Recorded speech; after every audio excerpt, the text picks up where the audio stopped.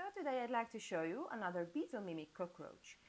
These guys are called firefly mimics because they look like fireflies, firefly beetles. You can see the adults and some nymphs crawling around. I think these roaches are actually very pretty. You can see, well, they are brown, of course, but there's a good amount of variation in their coloration, and they're pretty active roaches, so they might be good as display animals as well. Males and the females are pretty similar. Females are a bit bigger, but both sexes are winged. The nymphs are actually pretty small. You can see, maybe, oh sorry guys, maybe maybe this nymph is about third instar, I believe. I'm not 100% sure. Yeah, I have some cleaner crew, sorry, isopods.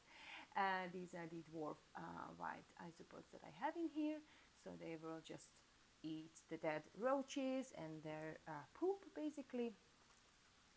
And yeah, you can see a small nymph there. So many people keep these roaches as feeder animals, actually.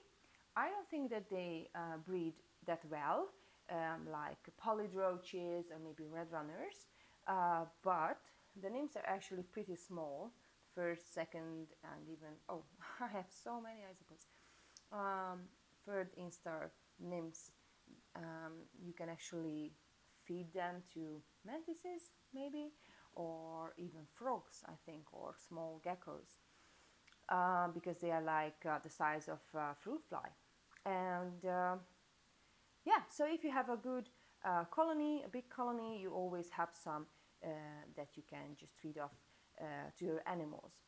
So what I found really interesting about these roaches, not just their look, that they look like beetles, but their behavior as well.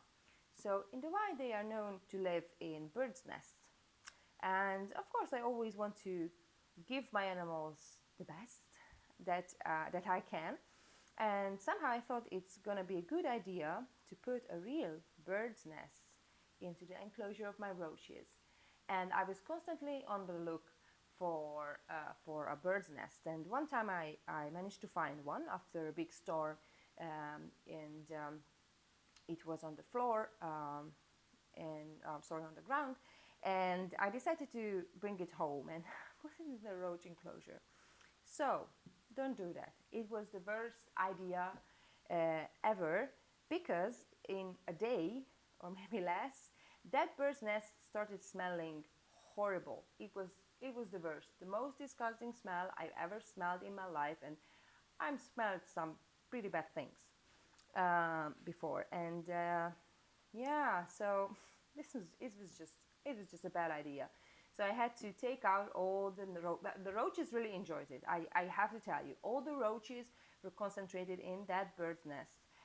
But after a few days, I just couldn't deal with that smell. So I had to take all the roaches from that bird's nest and just throw it away. But what I did instead, and you might have seen with my pollid roaches, is providing them with moss. They like to hide, even that it's dry. You can see a small nymph, another crawling in there. Especially the small nymphs prefer moss as a hiding place. But I also put in there this piece of plant. It's a rose of Jericho, or also called resurrection plant, because they live in the desert, and they basically, it's a survival strategy for them to completely dry out. And if you provide them with some water, they will turn green again and basically come back to life. So you can find them in any type of store that sells plants. They're usually sold when you can buy bulbs like tulips and this type of plants. So it was pretty cheap. And as you can see, of course now I disturb the roaches, but they really like to hide in here, because I think it has a pretty similar structure to a bird's nest. And you can get the same effect. I think it's the same effect for the roaches, and it doesn't smell at all. So if you like to keep these roaches, I highly recommend them, because they are really pretty and they are active. I've never seen actually fly.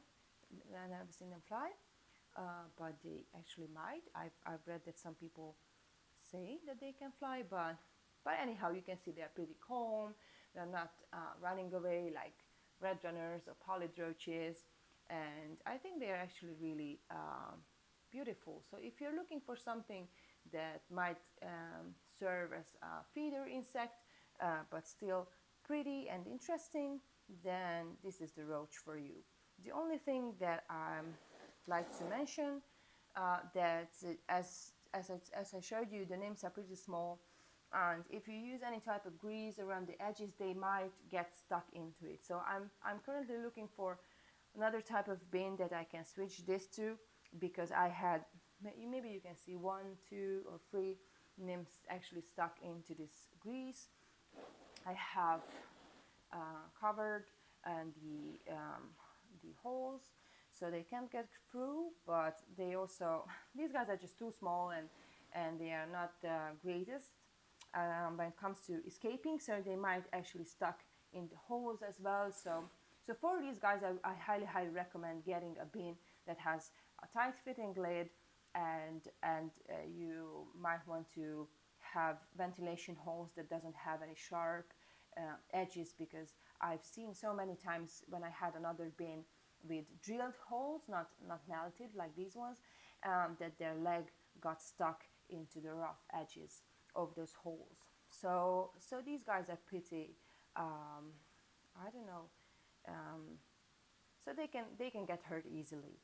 But yeah, these are great roaches, just basic roach keeping. They might like higher humidity. Now I can see that it's pretty dry, but you might see it here that I always keep one side, 1/3 basically, pretty wet, the soil, and I always keep the moss pretty humid, because they like high humidity but with good ventilation. I lost many individuals when I had another type of bin with ventilation holes only in the top, and it got too humid and the ventilation wasn't good enough, and I lost quite a big number of adults.